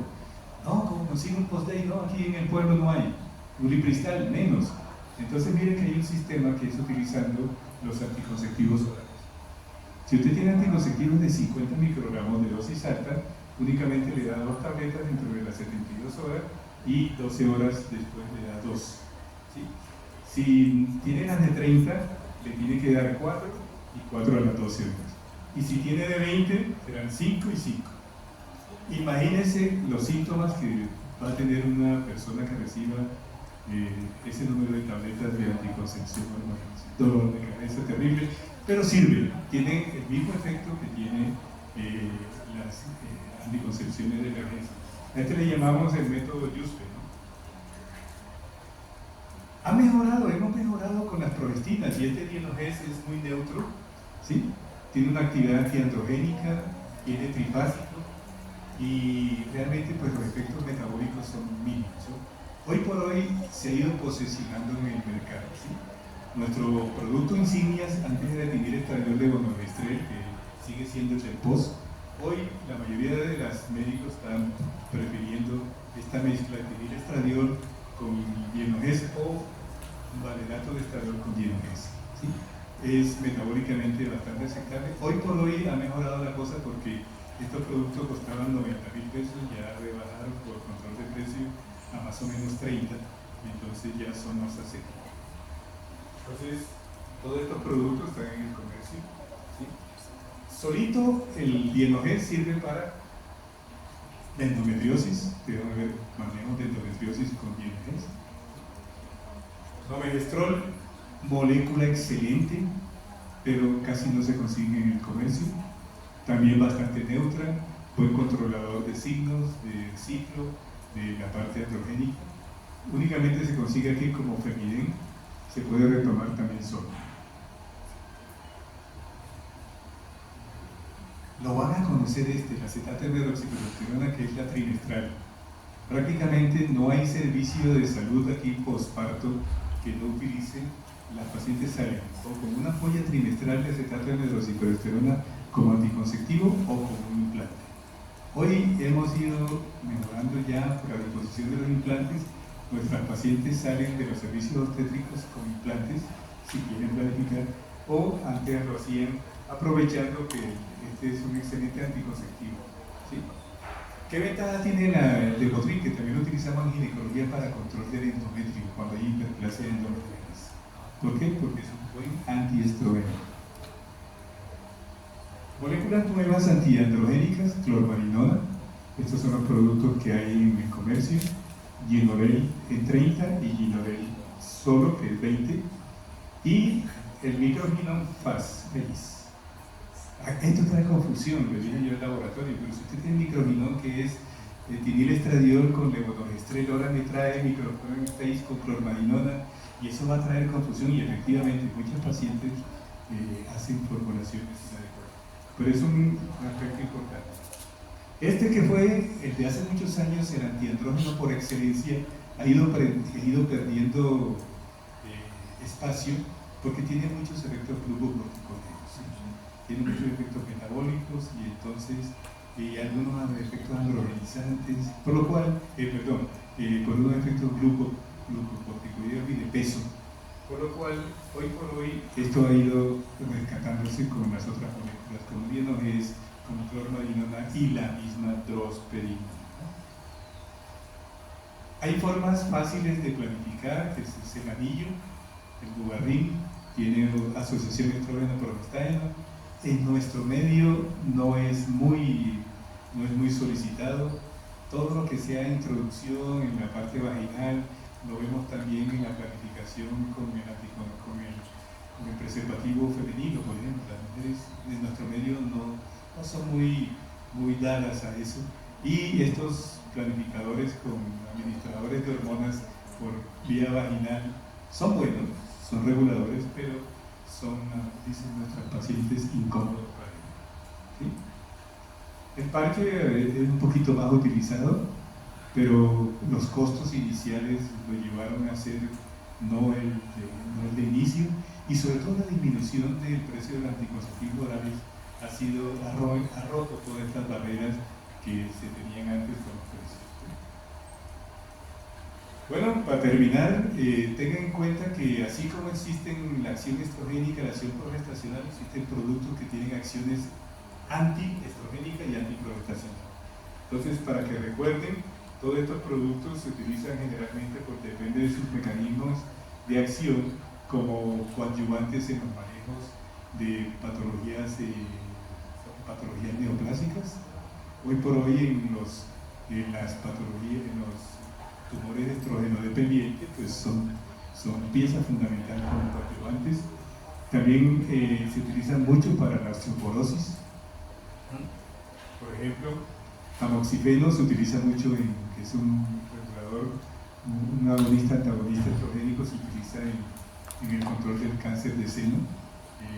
El raloxifeno en la osteoporosis, y este Simaquin, que es el citrato de clomifeno, como inductor de ovulación. Los antigestágenos también pues tienen sus acciones específicas. La mifepristona, que tiene actividad sobre receptores de progesterona y glucocorticoides, es un antagonista competitivo. Como compite con la acción progestacional, ¿qué hace? Daña la acción del sincitio trofoblasto, la acción placentaria, por eso es abortiva. Entonces, de hecho, por eso estos productos se utilizan para el control del día después, ¿no? Entonces, si quieren un librito de guía, se encuentra en el internet. Espero estar disponible. La octava y la novena edición está disponible. Y ahí encuentran algunas cositas de estas que hemos charlado hoy, ¿no? Entonces, mis chicos, gracias por atender. Los espero en ginecología. Creo que cuando lleguen todavía estoy allá. Y vamos a tener una experiencia bonita como departamento. Que tengan un bonito día.